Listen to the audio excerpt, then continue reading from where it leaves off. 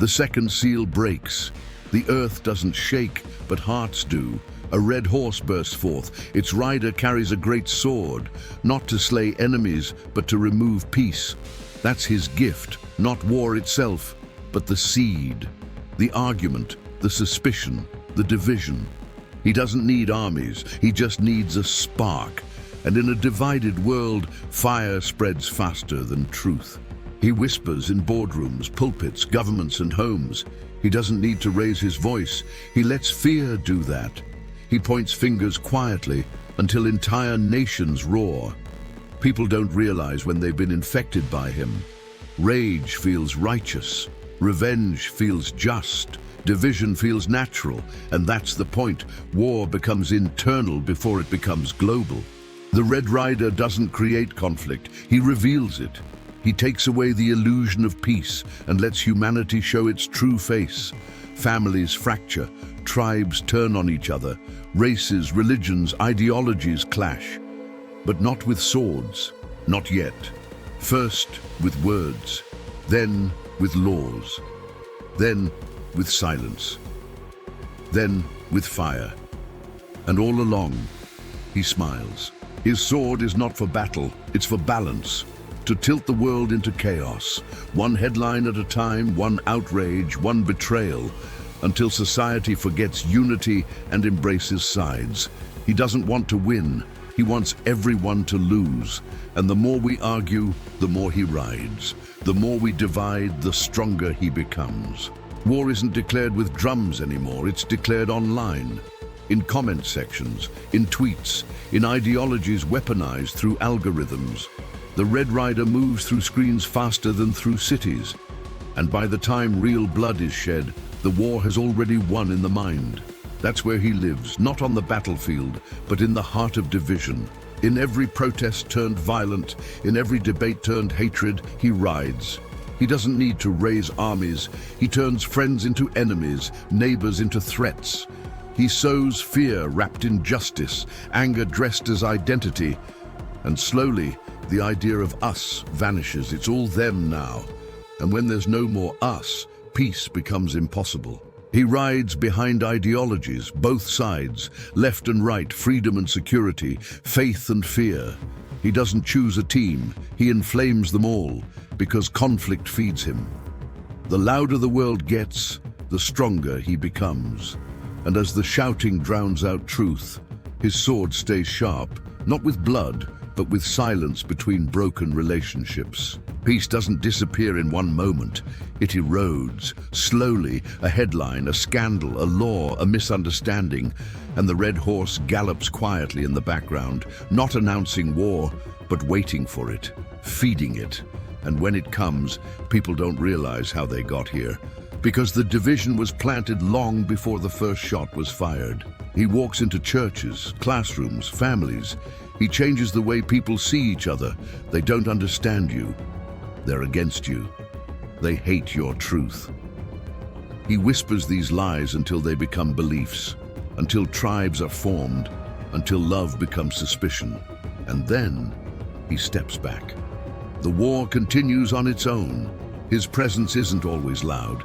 Sometimes it's a slow tension in a room, a long pause after a sentence, a look, a scroll, a silence that wasn't there before. He doesn't need explosions, he needs disconnection, because once people stop understanding each other, the red horse doesn't need to gallop. He can just walk, quietly, deeply, permanently.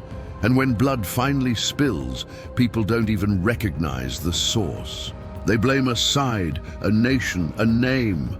But the real enemy already moved on. The Red Rider doesn't stay where the fire burns. He moves ahead, lighting the next match. His war is never about victory. It's about cycles.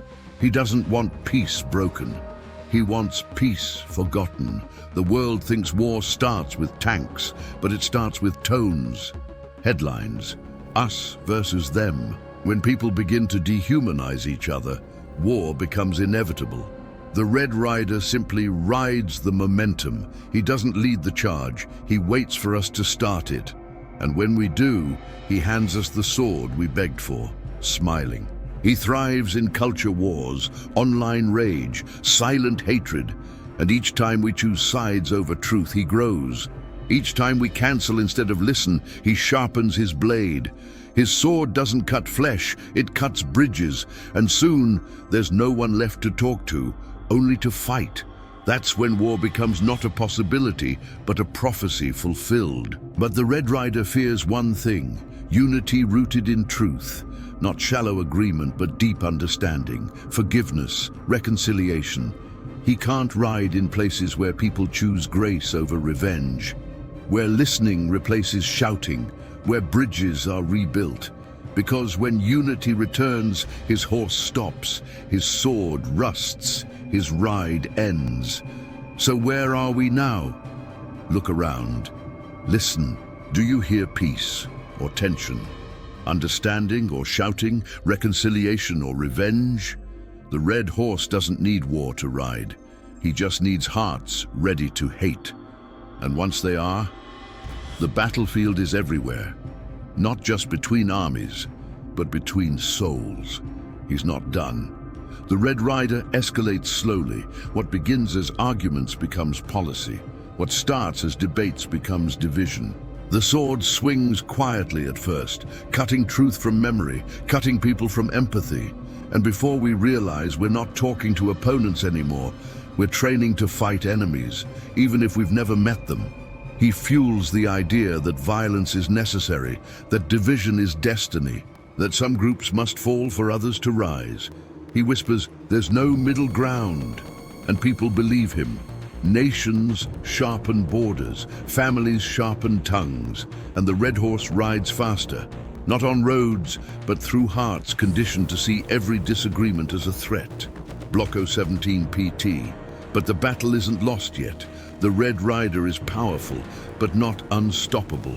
Every moment we choose to listen instead of react weakens him. Every time we forgive, he stumbles. He thrives on noise, so silence becomes our resistance. He thrives on fear, so love becomes our rebellion. And unity, that's the sword he cannot hold. He fears awakening, a people who see beyond propaganda, who recognize the trap before they step in. His greatest weapon is reaction. His greatest enemy is reflection. When people begin to ask deeper questions, seek real truth, look each other in the eye again, the Red Rider slows. Because thought is resistance, and discernment is war against his war. The red horse isn't just prophecy, it's present. Not just a warning, but a mirror. It reflects where we are, how easily we divide, how quickly we burn what we once built. But if war begins in the heart, so does peace. The question isn't, is he riding? It's, are we fueling him or stopping him? The answer isn't out there, it's inside. The rider doesn't scream. He plants seeds of resentment, of fear, of pride. And these seeds grow not in battlefields, but in homes, churches, conversations. His work is subtle, strategic. By the time the first shot is fired, he's already done. Because the loudest wars always begin in the quietest rooms. And those rooms, they're everywhere. He wants us too distracted to notice, too reactive to reflect. He wants every headline to ignite us, every post to divide us. Because the more we fight, the more invisible he becomes. That's the strategy. Turn people into pawns. Make enemies where there were neighbors. And once peace seems naive, his mission is nearly complete. But not all is lost. Even now, resistance is rising. Quiet voices choosing peace, bold hearts choosing truth. And in those moments, the red horse hesitates. Because light doesn't need to scream to shatter darkness. A whisper of truth, a single act of grace, a bridge rebuilt can stop his charge. It begins with us, one choice at a time. Remember this, the red horse only rides where division is welcome. He doesn't force entry, he's invited through bitterness, through pride, through silence when truth is needed. But we can choose another way, one that doesn't ignore conflict but heals it. Not by swords, but by understanding. And that is a battle he cannot win. So the question remains, is he riding now? Look around, listen deeper, feel the tension. The red horse may not look like prophecy to the world, but to those who watch with spiritual eyes, he's already galloping. The seal is broken, the division has begun, but the war in you, the choice to love, to unite, to stand in truth, that's where the final victory starts.